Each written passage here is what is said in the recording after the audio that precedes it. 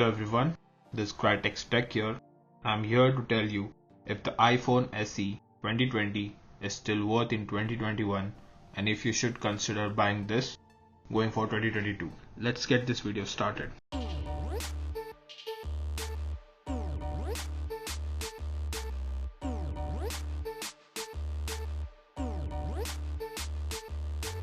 This is a year-old phone now, and coming to the form factor and design of this phone, you can see the resemblance to the old classic design of iPhones. It's glass on the front and the back and the aluminium on the sides.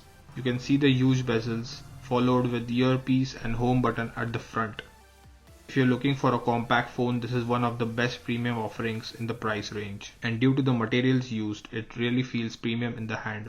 This is basically the same design found in the old iPhone 8. Therefore, the reason why Apple was able to place this phone at such a lower cost. I have been using this phone for 3 weeks now, and switching this from the iPhone 11 Pro Max, it feels really handy and I can use it with a single hand without the fear of dropping it.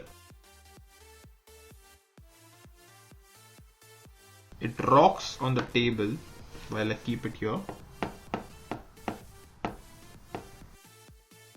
but it's not too prominent, and it supports IP68 water and dust resistance with wireless charging, which is not found in any phone in this price range. And I don't really like that Apple is still stuck with lightning cable instead of switching to Type-C.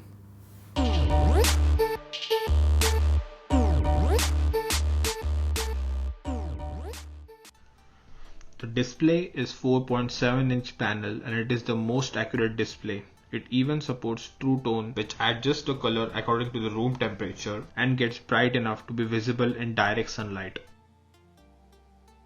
But considering the size of the display with just 60 Hz and big bezels on top and bottom, make it below average and nothing out of the ordinary. Seeing the size comparison with the phone, you can see the display is just okay. The content just looks okay on it, and watching videos in 16:9 aspect ratio is just a painful experience. Considering the video makes black bars at top and the bottom, making it appear small on the screen, you can't really binge watch an entire season on this phone with a smaller display and battery, which I will get on later. The speaker on this phone is pretty good and it is a stereo experience which get pretty loud and which is good considering the size of the phone. And you can check the quality here.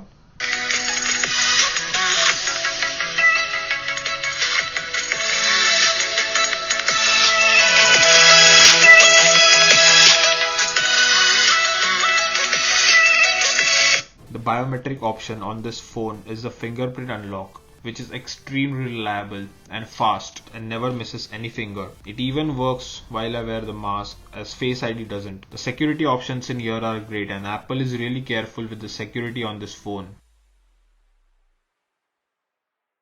as iOS 15 has upgraded the security even more. The vibration motor or the Taptic engine on Apple has been great for many years now, and you are getting here the best vibration intensity that can be found on any phone.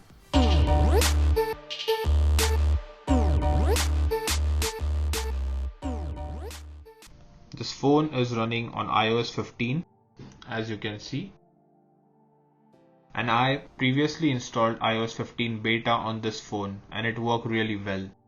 The UI is just fluid and there aren't any frame drops or any slowdowns found there. This is all thanks to the A13 Bionic chip inside.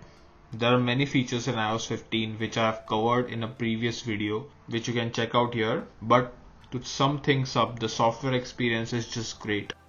The FaceTime, iMessages and most of the Apple features work great on this phone, and it can do 90% of the things that my iPhone 11 Pro Max and the latest 13s can do. This will even get 3 to 4 more years of software update, as the A13 is still really powerful chip compared to any Android offering in this price range, and you are not going to find any lags and hiccups in it. It doesn't have the latest gestures found on iPhone 10 and later. The software is one of the best aspects of this phone for the asking price, and if you don't really like it, you can go for any Android options that are out there. but this just gets the work done, and it is really simple.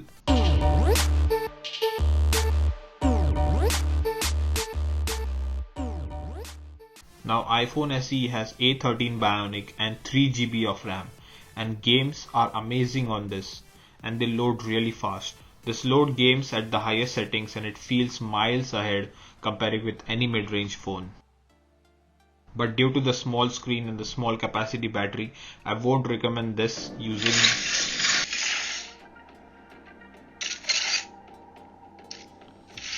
let me lower the volume a bit.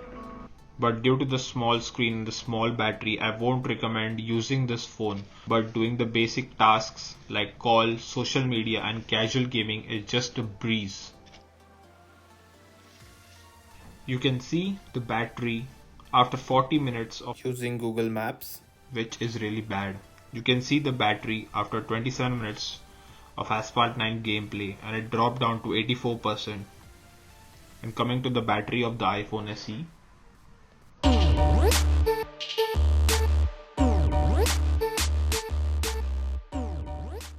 this phone has a battery capacity of 1821. It is really small considering the competition, and the battery health has come down to 88%, which makes it really hard to use this phone even for half a day. And if you are playing a lot of games, it will come down to 3 hours of gameplay, which is not that good considering that this has one of the fastest chip. While using this phone for a few weeks now, I had battery anxiety as it would not last for half a day, which made me use the phone a bit less, and I would end my day with 20 to 30% remaining. And most of the time also this can easily be solved using a power bank. And I have a 20,000 mAh power bank charging this phone almost 8 times. This phone comes with a 5-watt charger, which is just the worst, and it takes 2 hours and 30 minutes to charge this phone to 100%. But I use the 20-watt charger that came with the iPad, and it takes around 1 hour 20 minutes for the charging from 0 to 100%. If you are buying this phone brand new, you will have to buy a power adapter separately as it will not be included in the box.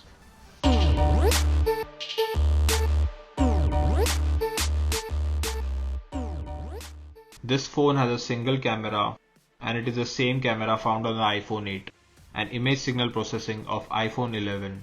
With both of these combined make this a really good combination, as the camera takes fantastic photos outside and in natural light, as it has been true for all the iPhone cameras. You can see few shots taken on this phone.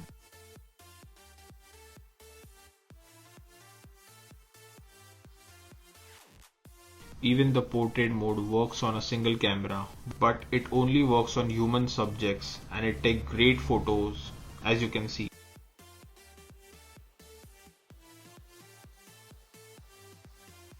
Now the shots in low light just falls off, and it won't be as good as this phone doesn't have a night mode.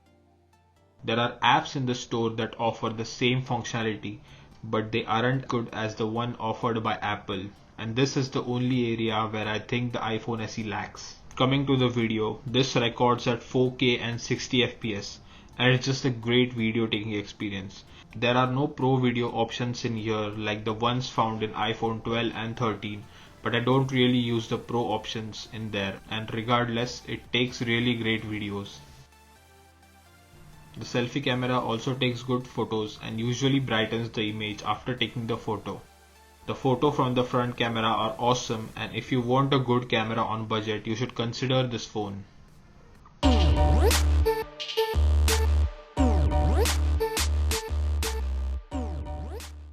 Coming to the conclusion, anyone who is considering buying this phone in late 2021, I suggest you to wait till 2022, as there are rumors that Apple is going to launch the new iPhone SE with smaller bezels, and also if you can extend your budget for just a bit, there is a small price drop for iPhone 11, and comparing both these phones, I would recommend going for the iPhone 11.